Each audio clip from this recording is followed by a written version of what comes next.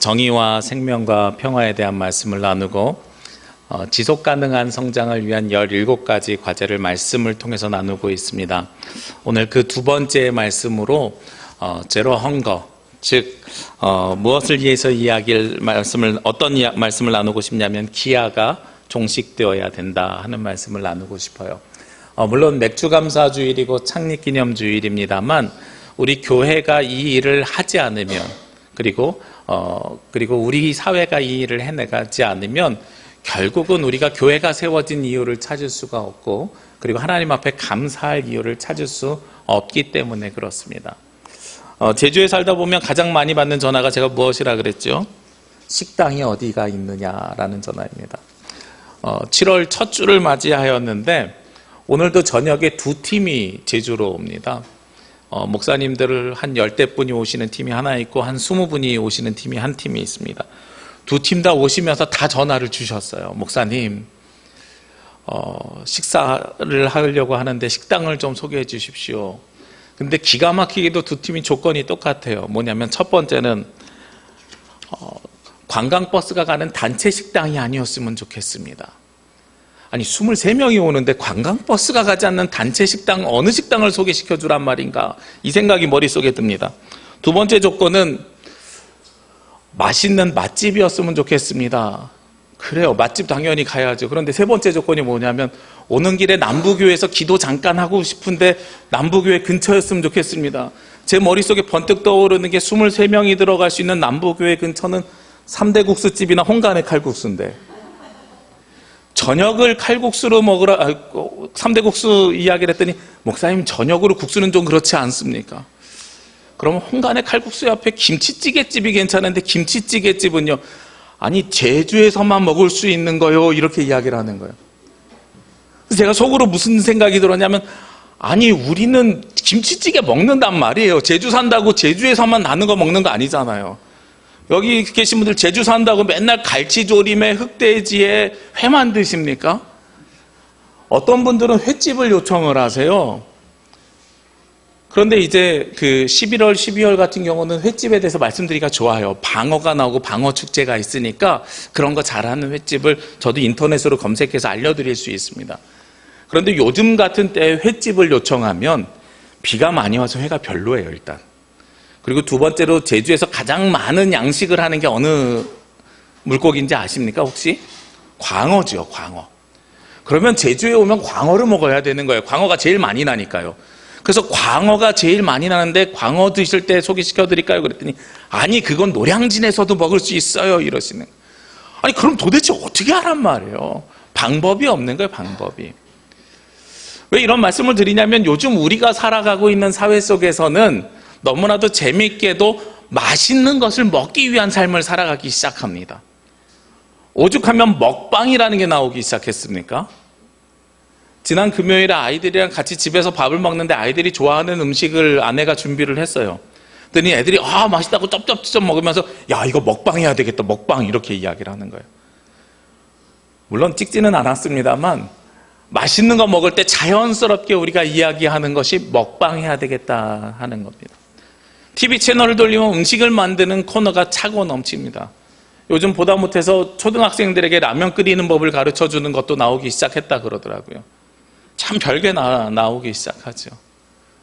그런 것처럼 우리가 먹는 것을 걱정하는 시대가 아니라 먹기는 먹되 얼마나 더 좋은 것을 먹고 얼마나 더 맛있는 것을 먹을까 하는 것을 걱정하는 시절입니다. 그러니까 오늘 성경에 나오는 말씀, 그러므로 너희에게 이르노니 목숨을 위하여 무엇을 먹을까 무엇을 마실까 하는 이 부분의 말씀이 요즘 세상에서는 바뀌어야 되는 거예요. 뭐가 빠져야 됩니까? 목숨을 위하여라는 말이 빠져야 되는 거예요.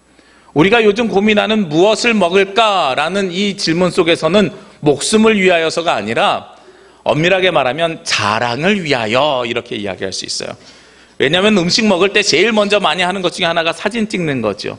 이렇게만 사진 찍는 사람들도 있습니다만 심지어 이렇게 사진 찍는 사람들도 있습니다. 내가 이 집에서 이거 먹었다. 지난주에 페이스북을 보다가 빵 터진 일이 하나 있었습니다. 어떤 일이 있었냐면 지난 월요일에 저는 동행하지 않았습니다. 우리 임종철 목사님이 애월에 있는 한 돈가스 집에 갔나 봐요. 강현옥 목사님을 제가 지난 화요일에 뵀는데 어제 임종철 돈가스 집 갔다가 신방 갔다 나오면서 돈가스 집 갔다가 임종철 목사님이 목사님 3분과 들어온 바람에 밥값이 6인분이 지출됐다, 이 말씀을 들었어요. 그랬는데 강현옥 목사님이 분명히 거기서 사주셨단 말이에요. 그런데 다른 사람 페이스북을 보니까 똑같은 돈가스 집인데 양양에 있는 목사님이 임종철 목사님한테 돈가스를 사줬대요. 같은 집에서. 나중에 알고 보니까 임종철 목사님이 점심과 저녁을 같은 집에서 먹었어요. 근데 저는 그것도 모르고 수요일날 임종철 목사님에게 그 집 가서 제가 또 돈가스를 사줬어요.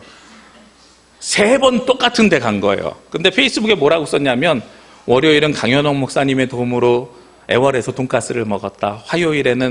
월요일 저녁에는 이상준 목사님의 도움으로 애월에서 돈가스를 먹었다. 수요일에는 이성진 목사님의 도움으로 애월에서 돈가스를 먹었다.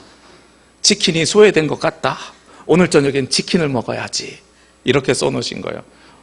그 이야기를 보면서 우리가 무엇을 먹을까, 얼마나 잘 먹을까, 내가 무엇을 맛있게 먹을까, 이런 것들을 고민하고 먹는 것에 있어서 못 먹어서 걱정하거나 배고파서 걱정하는 이 걱정거리가 사라진 거죠. 그러니까 오늘의 말씀이 우리의 삶으로 다가오지 않습니다. 목숨을 위하여서 무엇을 먹을까, 무엇을 입을까, 나는 걱정하지 않는데 우리는 지금 그런 삶을 살아가고 있잖아요. 그런데 너무도 놀랍게도요, 아까 말씀드렸던 이 제로 헝거가 2번째로 유엔이 정한 지속가능한 발전에 있는 17대 과제 속에서 2번째로 나온 이유가 있는 거예요. 한쪽에서는 먹는 것이 이렇게 남아돌기 시작하는데 한쪽에서는 그럼에도 불구하고 배고프고 굶고 고통받는 영혼들이 있더라 하는 겁니다. 우리나라에는 없을까요? 우리나라에도 있어요. 몇 주 전에 신문기사 보다 깜짝 놀랐습니다. 코로나19로 인해서 아이가 학교를 가지 않으니까 이 아이가 밥을 먹는지 안 먹는지 체크가 되지 않은 거예요. 그래서 부모에게 버려져서 외할머니랑 같이 사는데 외할머니가 일하러 다니느라 밥을 신경 쓰지 못했더니 7일인가 8일 동안 굶은 상태에서 발견된 아이가 있었습니다. 11살짜리 아이가. 얼마나 안타까운 일입니까? 한쪽에선 먹을 것이 남아서 버리고 있는데 우리 한켠에서는 먹을 것이 없어서가 아니라 관심이 없어서, 관심을 받지 못해서, 사랑을 받지 못해서, 보살핌을 받지 못해서 굶어 죽는 아이가 생겨나게 된 거죠. 그러면 거기에 또 어떤 이야기를 우리가 할 수 있냐면 나라에서 해주면 될 것이 아니냐, 이런 이야기를 합니다.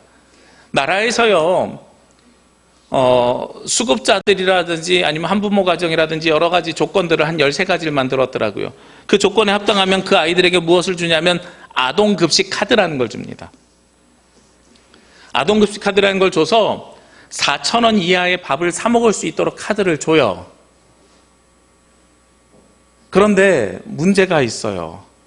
4,000원 이하로 아이들이 사 먹을 수 있는 카드는 음식은 뭐밖에 없냐면 편의점 음식밖에 없는 거예요. 그리고 그 카드가 결제가 되는 게 있고 안 되는 게 있는데 과자, 초콜릿 이런 거 결제가 안 됩니다. 그러니까 편의점 가서 먹을 수 있는 건 도시락, 삼각김밥, 이거 전부예요. 라면이라. 그러니까 우리가 제도적으로 만들어 놨다고 하지만 집에서 해먹는 4,000원의 돈과 사먹는 4,000원의 돈이 아이들에게 들어가는 영양적인 측면은 굉장히 차이가 나는 거죠. 그냥 돈만 놓고 생각하면 우와, 충분히 주는 거 아니야? 우리 집보다 잘 먹네, 이렇게 이야기할 수 있습니다. 그런데 그 아이들에게 그 돈이 필요한 것은 왜 필요하냐면 그 밥을 챙겨줄 사람이 없기 때문에 그래요. 엄마가 밥을 챙겨주면 4,000원 곱하기 3, 12,000원이면 집에서 밥을 먹을 수 있지요. 그런데 혼자서 밥을 해결하려고 하면 그것 가지고 밥을 먹는 것이 아니라 무엇을 먹어요? 편의점식을 먹을 수밖에 없는 상황이 되는 거죠. 그러니까 이제는 우리가 이 단어를 바꿔서 생각해야 됩니다. 목숨을 위하여서 무엇을 먹을까라는 고민을 해야 되는 것이 아니라 우리 사람들은 풍족하게 살기 위해서 무엇을 먹을까를 고민하고 있는 것이고, 반대로 이 질문은 우리에게, 그리스도인들에게 어떻게 다가와야 되냐면 소외된 사람들이 무엇을 먹을까 하는 것을 염려하고 고민하고 걱정하는 질문으로 우리에게 다가와야 된다는 거예요. 과거에는 우리 모두가 먹고 사는 것이 어렵습니다. 특히 우리 교회가 시작되던 61년 전으로 생각해 보면 우리 교회뿐만 아니라 한국 사회 전반이 아마 어려웠을 것입니다. 전쟁이 끝난 뒤에 몇 년이 되지 않았을 때예요. 사람들이 먹을 것을 위해서 정말로 살아가고 있던 시절입니다. 그 당시의 말씀들을 들어보면은요, 미군이 나눠주는 그 밀가루, 분유, 이거 물에 타서 먹고 설사함에도 불구하고 끊임없이 그거 받으러 갔대잖아요. 먹을 것이 없으니까. 배가 고프면 상한 건 줄 알면서도 사람들이 먹고 있습니다. 요즘은요, 상한 건 먹으면 구속됩니다. 그거 팔면은요, 문제가 생겨요. 건강을 위해서 음식을 섭취하는 시대로 됐습니다. 생존을 위한 시대가 아니라 건강을 위한 시대로 바뀌게 된 거죠. 그래서 우리의 염려와 걱정의 대상이 사실은 변화돼야 되고 바뀌어야 됩니다. 우리만 잘 사는 세상이 아니라 함께 잘 사는 세상을 만들어가기 위해서 그리스도인들이 무엇이 되어야 되냐면 등불이 되고 빛이 되어야 되는 거예요. 사실 오늘 말씀 시작하는데 25절 말씀에 보면 그러므로 하고 시작이 됩니다. 저는 이 그러므로는 결론이라고 말씀을 드렸습니다. 그러므로 앞에는 무엇을 이야기하냐면 24절에 한 사람이 두 주인을 섬기지 못할 것이다 하면서 하나님과 재물을 겸하여 섬기지 못하니라. 너 하나님 믿을 거야, 재물을 섬길 거야, 이 두 가지를 이야기합니다. 그런데요, 그 앞에 한 가지 더 중요한 이야기가 22절과 23절에 있습니다. 눈은 몸의 등불이니 그러므로 내 눈이 성하면 온몸이 밝을 것이요 눈이 나쁘면 온몸이 어두울 것이니 그러므로 내게 있는 빛이 어두우면 그 어두움이 얼마나 더하겠느냐. 눈이 우리 몸의 등불이래요. 즉 우리가 바라보는 그것을 통해서 우리가 등불이 될 수도 있고요, 우리가 어두움이 될 수도 있습니다. 그래서 우리는 무엇을 바라봐야 되느냐라는 이야기를 하면서 하나님을 바라봐야 되고 등불을 바라봐야 되고 빛을 바라봐야 된다고 말씀하고 있는 거예요. 그래서 그러므로 염려하지 말고 걱정하지 말아라, 이렇게 이야기하는 겁니다. 그러면 우리는 지금 2020년 코로나19 시대를 살아가는 우리들이 시선을 어디로 향해야 될까? 우리가 하나님을 바라보는 방법으로, 우리가 빛이 되는 방법으로 어디를 바라봐야 되는 것인가 하면 바로 가난한 사람들, 배고픈 사람들을 바라봐야 되는 거예요. 여기에서 질문을 한 가지 할 수가 있습니다. 우리가 지난주에 나눴던 말씀은 절대 빈곤에 대한 말씀을 나눴습니다. 그럼 목사님, 빈곤과 가난 똑같은 이야기 아닙니까? 그리고 굶주림 똑같은 이야기 아닙니까? 하고 말씀을 할 수가 있어요. 과거에는 이 두 가지가 동의어였습니다. 빈곤과 굶주림은요, 가난하니까 배고프고 배고프니까 일을 잘 못해서 가난해지고 동의어였어요. 그런데 요즘은 이것이 동의어이기도 하지만 동의어가 아니 되기도 합니다. 아까 말씀드린 것처럼 지금 대한민국 사회에서는 음식이 모자라서 빈곤에 들어가는 것이 아닙니다. 음식이 모자라서 배고픔으로 들어가는 것이 아닙니다. 돈이 없고 열심히 일하지 못하고 형편이 어렵고 환경이 어려워서 빈곤에 들어갈 수 있지만 우리가 빈곤한 사람들에게 무엇을 주기 시작했냐면 사회보장제도를 통해서 기초생활수급을 통해서 먹을 것을 채워줘요. 아까 말씀드렸죠. 최소한 아이들에게 4,000원짜리 한 끼의 식사를 할 수 있는 아동급식 전자카드를 준다고요. 그럼에도 불구하고 그들이 가지고 있는 염려는 이 음식으로 표상되는 빈부의 격차와 소외감과 아픔과 슬픔이 더 크게 오기 때문에 가기가 싫은 거죠. 저는 실제로 제 눈으로 목격한 적은 없습니다만 편의점주들 중에 모두가 그러진 않습니다만 드라마나 영화에 표현되는 사람들이 중에 그런 사람들이 있어요. 급식카드를 가지고 오면 그 아이를 무시하는 거예요. 그러니까 아이가 카드가 있어도 급식카드를 가지러 가지 않는 거예요. 돈이 없어서 못 먹는 세상이 아니라요, 무시당하고 멸시당해서 먹으러 가지 못하는 세상이 돼버린 거죠. 그러니까 우리의 염려는 먹지 못하는 이 제로 헝거를 향해서 가야 되는 우리의 염려는 음식을 어떻게 하면 더 많이 만들까에 대한 염려가 아니라 어떻게 하면 그들을 사랑으로 보듬고 보살펴야 되는가 하는 염려로 우리의 걱정과 염려가 바뀌어야 됩니다. 놀랍게도요, 이 음식이 풍족해지면서 전쟁이 일어나고 싸움이 일어났더라고요. 이건 제가 드리는 말씀이 아니라 사피엔스라는 책 아시죠? 유발 하라리. 이게 대표적으로 책장에 많이 꽂혀있고 안 읽는 책 중에 하나더라고요. 챕터 1의 인지혁명을 이야기하고 챕터 2의 농경생활에 대한 이야기를 합니다. 챕터 2의 농경생활의 이야기를 보면 유발 하라리는 좀 독특한 관점을 가지고 있어요. 우리는 수렵과 채집을 반복하다가 농경생활을 하면 안정된 삶을 살고, 그리고 그 뒤로부터 인류가 무한히 발전했다고 우리는 생각합니다. 이스라엘 역사 속에서도 그런 게 보여요. 유목생활을 하다가 가나안 땅에 들어가서 안정된 삶을 살면서 무엇을 만들기 시작하냐면 왕이 세워지고 나라가 만들어집니다. 그게 우리의 기본적인 관념이에요. 그런데 유발 하라리는 거기서 좀 다른 관점을 이야기합니다. 수렵과 채집을 할 때는요, 열심히 동물을 쫓아가다가 힘들고 피곤하면 쉬기도 했다는 거예요. 사슴 한 마리를 잡으면 이틀은 사냥 안 해도 된다는 거예요. 이 얘기하면 요즘 사람들 그렇게 이야기하죠. 한 마리 잡고 다음날 또 잡으면 그 다음날 일주일을 쉴 수 있잖아, 이렇게 이야기할 수 있는데, 생각해 보시자고요. 당시에 냉장고가 있었어요?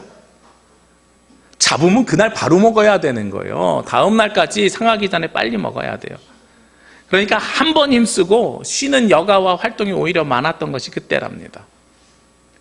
그런데 사람이 농사를 짓기 시작하면서요, 농업혁명, 우리 2차 혁명이라 그러잖아요. 농사를 짓기 시작하면서 사람들이 무엇의 노예가 됐냐면 곡식의 노예가 돼버렸어요. 제주는 논농사를 짓지 않지만 논농사를 짓는 지역에 가보면 이렇게 씨를 뿌리고 뭐 하면서 김매기하고 쉬지 않고 일을 하시더라고요. 하다못해 잡초 뽑는 거 시간 날 때마다 나가서 일을 하고 계세요. 거기에 매여 살기 시작합니다. 왜냐하면 조금이라도 쉬면 열매가 줄어들거든요. 그리고 안정된 삶을 살기 시작하니까, 한 곳에 머물러서 살기 시작하니까 무엇이 많이 생겨나게 될까요? 자녀를 많이 출산하게 돼요. 이 역설적이지요. 고기 한 마리 잡으면 4명이 먹을 것이 있었는데 농사를 짓기 시작하는 순간부터 가장은 10명의 음식을 만들어야 됩니다. 그러니까 유발 하라리는 이것을 세게 얘기해서 뭐라고 이야기하냐면 농업혁명은 사기다, 인류 최대의 사기다, 이렇게까지 이야기를 해요.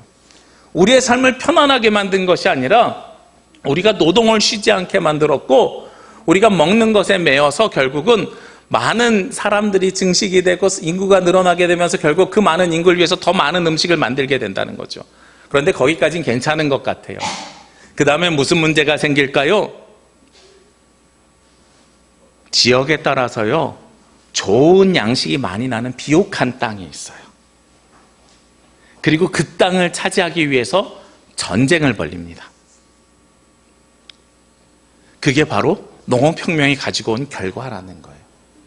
맛있는 음식, 좋은 음식, 많은 열매를 맺을 수 있는 곳을 향해서 우리가 전쟁을 벌이는 것.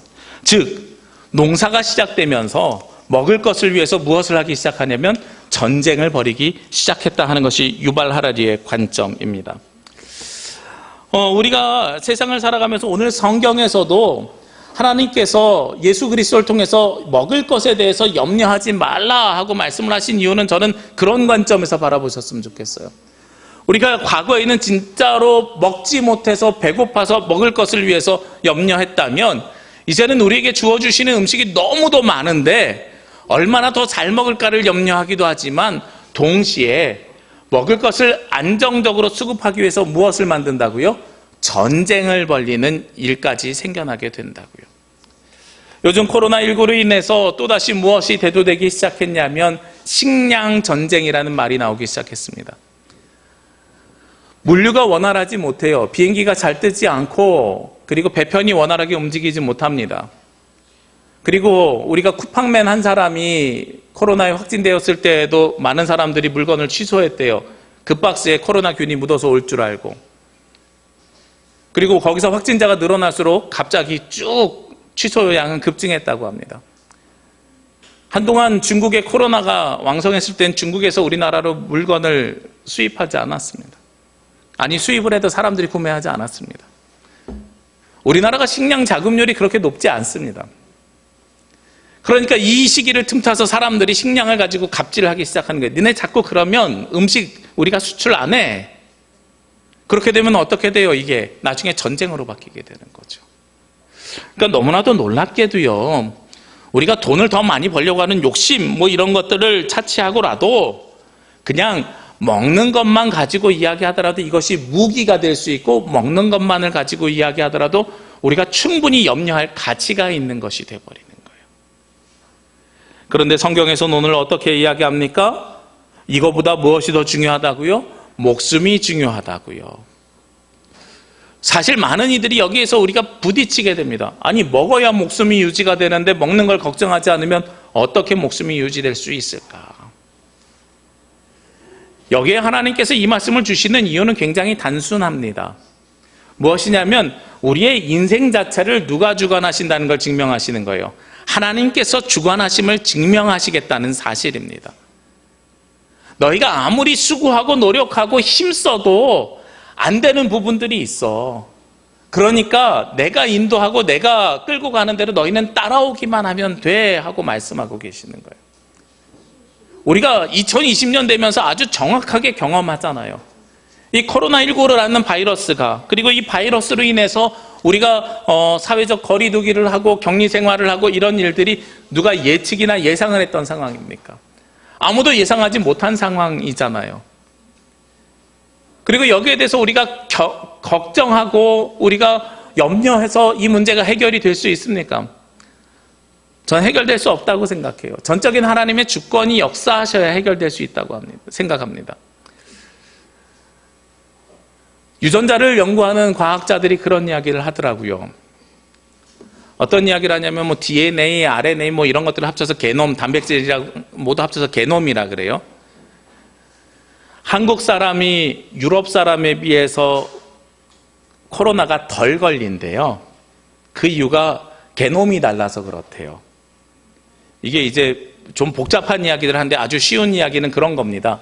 우리 세포 속에요, 바이러스가 오면 바이러스를 이렇게 돌기처럼 튀어나오는 것이 딱 맞아가지고 쭉 흡수한대요. 그래서 바이러스가 퍼지는 건데, 이 돌기처럼 나와 있는 것이 톱니바퀴처럼 딱 맞는 사람이 있고, 여기 끝에가 좀 날카로워가지고 이게 잘 들어가지 않다가 엉겁결에 들어가는 사람들이 있는 거죠. 그런데 이 게놈을 쭉 유전자를 풀어서 조사해 보니까 유럽 사람들은 아구가 딱 맞아서 똑 들어간대요. 그런데 한국 사람들은 요 끝에가 조금 모양이 달라가지고 이것이 막 이렇게 흔들리다가 어떤 때는 들어가고 어떤 때는 안 들어가는 거예요. 그래서 유럽 사람들이 훨씬 더 확률이 높고 치명률이 높다, 이런 이야기들을 해요. 이 유전학적인 이야기죠. 우리가 그런 것들을 가지고선 그래, 그러면 한국 사람은 더 괜찮아, 여기에 대해서 이렇게 염려하지 않고 살아도 되나요? 아니죠. 그런다고 해서 그것이 해결되지 않습니다. 그렇게 이야기하면서 그들이 무엇이라고 이야기하냐면 언제쯤 해결될까요? 라고 이야기했을 때 지금 임상실험을 하고 있고 여러 가지 일들을 하고 있는데, 잘하면 내년 3월이나 5월쯤 백신이 나올 것입니다. 그런데 거기에 전제를 하나 달아요. 뭐라고 다냐면 하늘이 도우면. 하늘이 도우면. 자, 우리가 염려하고 걱정해서 인간이 하는 것이 열심히 노력하고 수고하는 겁니다. 그러니까 지금 코로나 걸리지 않기 위해서 의학자들이나 과학자들이나 생물학자들이 열심히 노력하겠지요. 그런데 이런 모든 일들도 그들도 누가 도우면이라고 이야기를 해요? 하늘이 도우면이라는 거예요. 자신들이 연구해서 열심히 찾아가지만, 오늘에 집중해서 살아가지만 결국은 누가 인도해야 돼요? 하나님께서 인도하셔야 그 일들을 해결해 갈 수 있다는 겁니다. 오늘 무엇을 먹을까, 무엇을 마실까, 무엇을 입을까 걱정하지 말라 하면서 저 지저귀는 새들을 보라고 그러고 산에 핀 백합화를 보라고 이야기를 해요. 그들은 아무것도 안 하는데 하나님께서 모든 것을 채워주시는 것처럼 보여집니다. 그러면 우리가 살아가는 방법이 감나무에 감 떨어지듯이 가만히 앉아서 살아가라고 생각하는 것처럼 여겨집니다. 그러나 그러지 않습니다. 오늘 성경에서는 우리에게 그것을 하지 말라고 하는 것이 아니라 그것을 구하지 말라 하고 이야기하는 거예요. 오늘 말씀을 다시 한번 보자고요. 31절 말씀에 보면, 그러므로 염려하여 이르기를 무엇을 먹을까, 무엇을 마실까, 무엇을 입을까 하지 말라. 이는 다 이방인들이 구하는 것이라. 너희 하늘 아버지께서 이 모든 것을 너희에게 있어야 할 줄을 아시느니라. 하나님께서 우리에게 이 모든 것이 필요할 줄 아신대요. 그런데 우리가 이것을 얻을 수 있을까 없을까를 염려하지 말라는 걸 우리에게 말씀하시는 거예요. 우리는 오늘을 충실히 살아야 됩니다. 오늘을 충실히 살면서 불투명한 내일을 위해서 조급해할 필요가 없다는 말씀을 하는 거예요. 그것이 세상이 어디에 매여서 사는 거예요? 이 물질에 매여서 살아가는 삶이라는 겁니다. 지난주에 그런 말씀 드렸죠. 선택의 대역폭이라고요. 선택의 대역폭. 대역폭이 뭔지 기억하시지요? FM 라디오로 이야기하면 우리나라에서 허용되는 대역폭이 88.1부터 108.8이에요. 그 사이에 24개의 FM 라디오 채널이 존재합니다. 그러면 우리는 24개의 FM 라디오 채널이 존재하니까 그 중에 하나를 선택할 수 있는 거죠. 이 대역폭이 넓으면 선택의 폭이 넓어지겠죠. 대역폭이 좁으면 만약에 100.1부터 108.8까지라고 하면 선택의 대역폭이 우리 가운데 줄어들겠지요.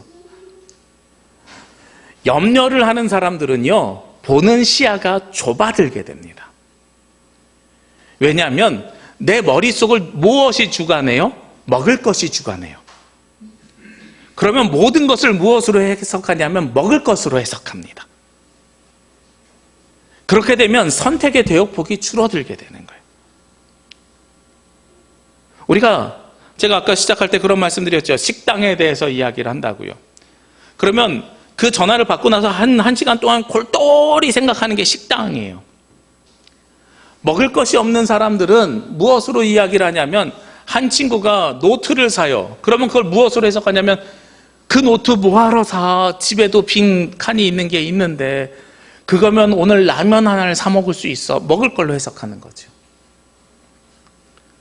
어떤 사람이 옷을 삽니다. 그 옷 뭐하러 사? 그 옷값이면 오늘 하루 온 식구가 배불리 먹을 수 있는데 먹을 것으로 해석하죠. 선택의 대역폭이 좁은 사람입니다. 염려가요, 무엇을 가지고 오냐면 선택의 대역폭을 좁게 가져오게 되는 거예요. 그렇게 되면 우리가 더 넓은 세상을 보지 못하고 다른 것을 보지 못합니다. 이면, 그 뒤에 감춰져 있는 것을 보지 못하게 돼요. 그러면 이렇게 사람들이 시야가 좁아질 때에 무엇을 당하기 쉽냐면 사기를 당하기 쉽고요, 유혹에 넘어가기가 쉽습니다. 왜냐하면 그들에게 필요한 것이 무엇인지 금방 관찰되거든요. 조금만 이야기를 해보다 보면 어머, 저 사람은 모든 것을 먹을 것으로 해석을 하네, 혹은 저 사람은 모든 것을 임금으로 해석을 하네, 저 사람은 모든 것을 자신의 존재감으로 해석하네. 그것만 채워지면 사람들이 그 다음에 누군가를 쉽게 쫓아와요. 사기당하기 좋고요, 그 다음에 이단에 넘어가기 좋은 이유가 바로 거기에 있습니다. 다른 것을 바라볼 수 있는 시야가 사라지기 때문에. 그래서 오늘 하나님께서 너 먹을 거 먹을 수 있어, 마실 거 마실 수 있고 입을 거 입을 수 있어, 그러니까 염려하지 말고 살아, 그것은 염려하지 말고 살아, 내가 채워줄게 라고 말씀하고 계시는 거예요. 너는 다른 데 신경 쓰고 다른 것을 고민하면서 살았으면 좋겠어 라는 거죠. 꿈을 꾸는 사람은 어떤 사람들이 꿈을 꿀 수 있습니까? 그래도 먹는 거에 걱정하지 않는 사람이 꿈을 꿀 수 있는 겁니다. 우리 모두가 꿈을 꾸면 얼마나 행복한 세상이 되겠습니까? 그런데 요즘 세상이 변했어요.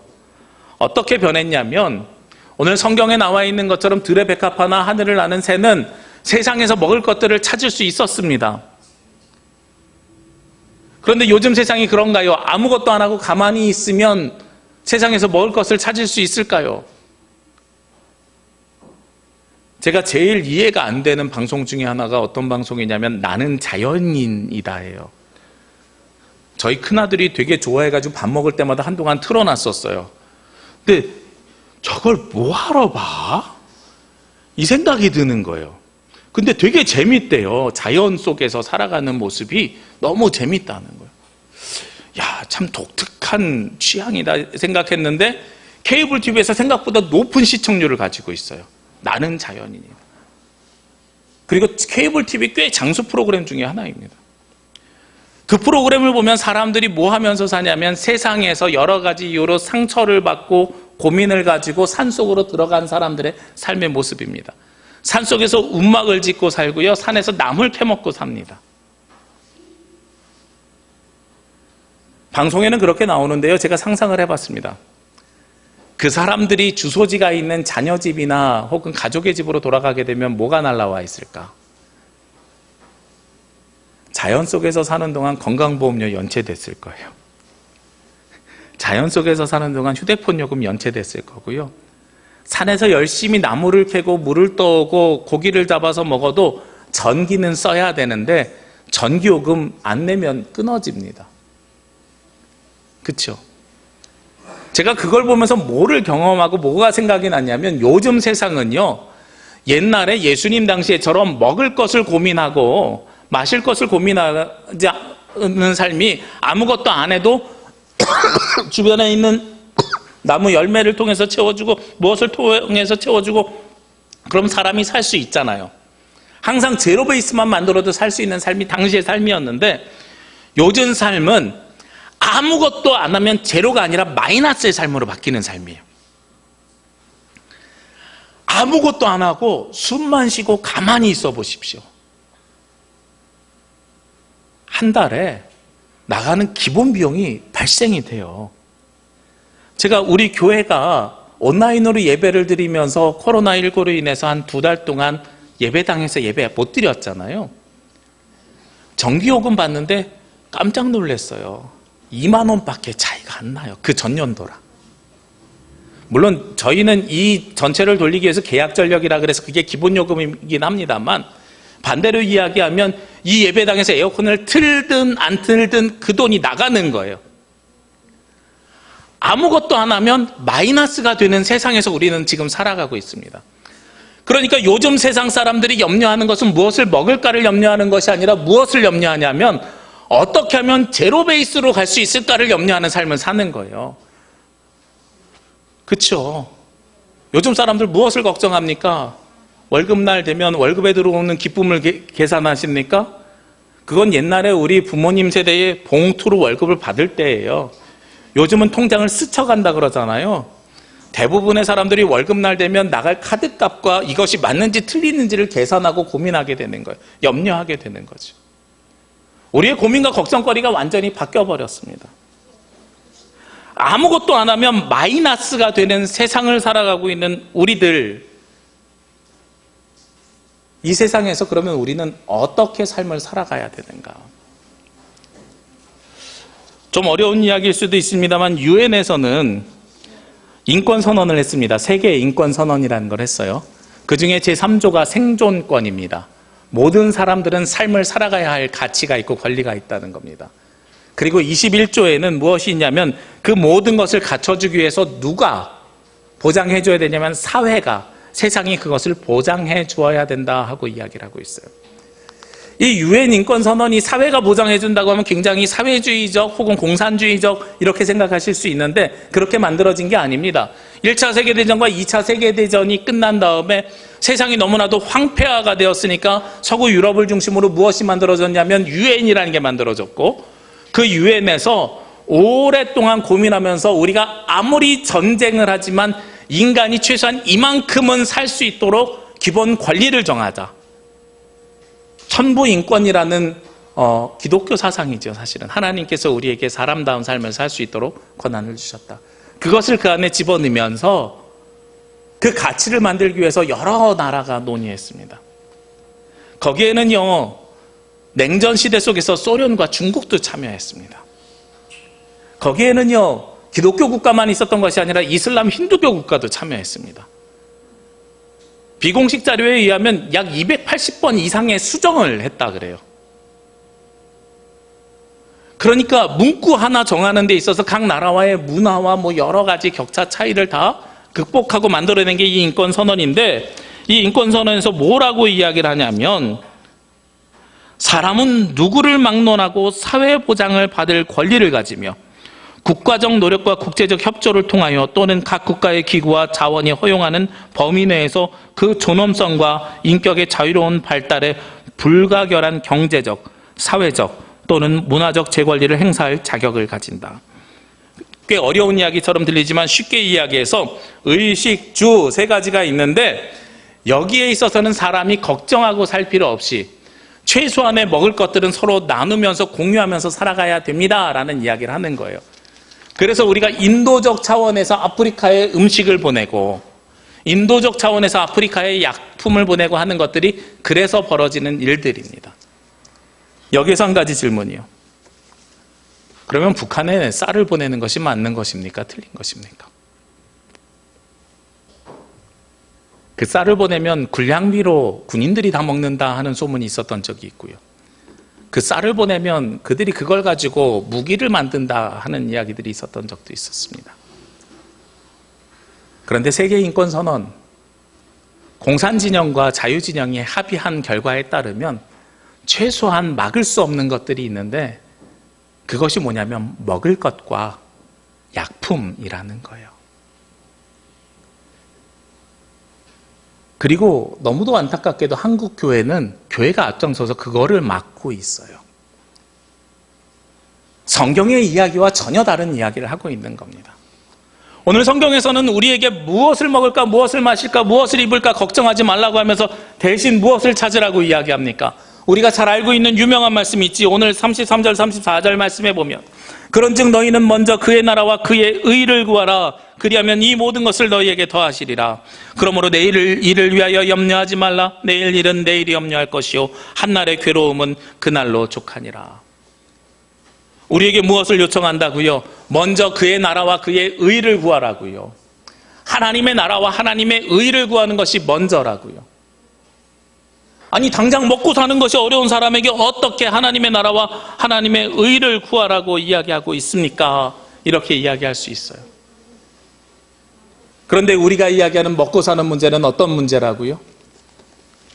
굶주림에 대한 문제가 아니라 지금 한국 사회 속에서는 더 잘 먹을까, 어떻게 하면 더 잘 살까 하는 문제잖아요. 어떻게 하면 마이너스가 되지 않을까 하는 삶의 문제잖아요. 그러면 우리가 남는 잉여 자원은요, 충분히 어려운 사람들이, 밥을 먹지 못하는 사람들이 먹을 수 있도록 제공해야 됩니다. 충분히 그들이 눈치 보지 않고 먹을 수 있도록 도와줘야 됩니다. 제가 인천에 있는 한 교회에서 부교육자 사역을 할 때요, 주 5일제가 그때 시행이 됐습니다. 처음에는 격주로 시행이 되다가 전면으로 시행이 됐어요. 그런데 격주로 시행될 때부터 무슨 문제가 발생하기 시작했냐면, 제가 사역했던 그 인천의 그 지역이 공단 지역이었어요. 그러니까 그들을 비하하는 건 아니지만 실제 생활이 그렇습니다. 서울에서 살다가 밀려서, 거기서 또 살다가 밀려서 부평으로, 부평에서 또 살다가 밀려서 그 제가 있던 그 지역으로.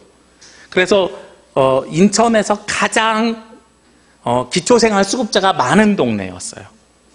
그리고 소득 수준이 가장 낮은 곳이었어요. 그런데 토요일에 무슨 문제가 생겼냐면 엄마들이, 아빠들이 다 일하러 가는 거예요. 그러니까 주 5일제가 시작된과 동시에 무슨 일이 발생하냐면 아이가 밥을 굶어요, 토요일에. 평일날에는 학교에서 급식을 주니까 괜찮은데 토요일날 학교를 가지 않으니까 엄마는 일하러 가고 아빠도 일하러 가고 아이는 굶어요. 그러니까 할 수 있는 게 없는 거예요. 그래서 제가 뭘 만들었냐면 떡볶이를 만들었어요. 떡볶이도 좋은 거 만든 거 아니에요. 그냥 식자재상 가가지고 한 3만 원어치 사다가 만들기 시작했어요. 열댓 명이 오기 시작하다가 어느 날 되니까 150명이 와서 먹어요, 떡볶이를. 어떤 사람들은 그걸 떡볶이 전도라고 이용해서 아이들을 늘리는 도구로 사용합니다. 그런데 그 시작은 굉장히 단순한 거예요. 굶는 아이가 없어야 된다는 거죠. 근데 그 아이들에게 복음이 들어가더라고요. 굶는 아이가 없어야 된다라는 생각 하나 가지고선 시작한 사역에 하나님께서 은혜를 더하셔서 아이들에게 복음을 넣어주시는 거예요. 그게 바로 먼저 그의 나라와 그의 의를 구하는 사람들의 삶의 모습입니다. 오늘 이 33절과 34절의 말씀을 유진 피터슨이 쓴 메시지 성경으로 전환해서 보면은요, 제가 읽어드릴게요. 여러분은 우리 성경을 보십시오. 어떻게 비교가 되는지. 하나님께서 바로 지금 하고 계신 일에 온전히 집중하십시오. 내일 있을지 없을지도 모르는 일에 동요하지 마십시오. 어떠한 어려운 일이 닥쳐도 막상 그때가 되면 하나님께서 감당할 힘을 주실 것입니다. 이 이야기가 무슨 뜻이냐면 먼저 그의 나라와 그의 의를 구하라 라는 것은 하나님께서 여러분에게 지금도 역사하고 계시는데 그 역사하고 계시는 것이 무엇인지를 찾고 거기에 집중하라는 거예요. 그래서 하나님께서 우리에게 주신 일을 집중하면서 그 일에 충실히 살고 열심히 하다 보면, 그래서 내일 무슨 일이 있을지 없을지, 일어날지 안 일어날지 모르는, 내일 비가 올지 안 올지 모르는, 아까 오셨던 그 두 팀에 전화 주셨던, 식당 물어봤던 두 팀 있잖아요. 그 두 팀이 똑같이 물어보는 게 있어요. 제주 비 많이 온다는데 내일부터 비가 올까 안 올까? 아니 그건 목사님 기도하셔야지 제가 어떻게 합니까? 제 일기예보관도 아닌데요. 그렇죠? 아니 비가 오면 단체가 어떻게 해야 될지 몰라서, 비 오면 비에 젖어 사는 거죠.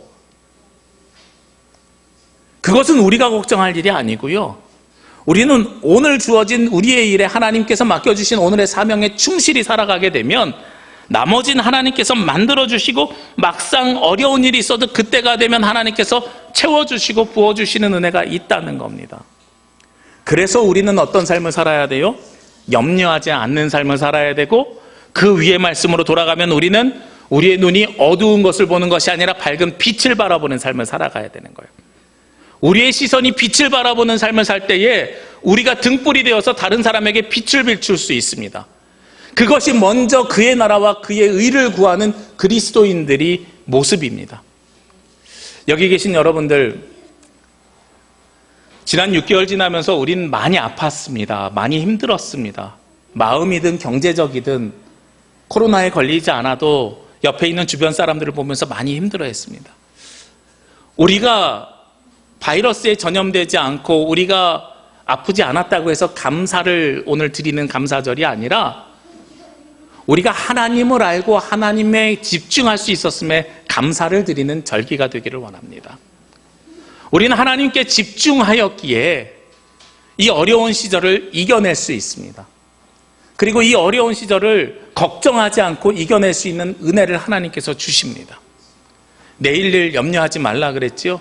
가만히 있으라는 이야기가 아닙니다. 내일 일 염려하지 않고 오늘에 집중하고 충실하라고 말씀하고 있습니다.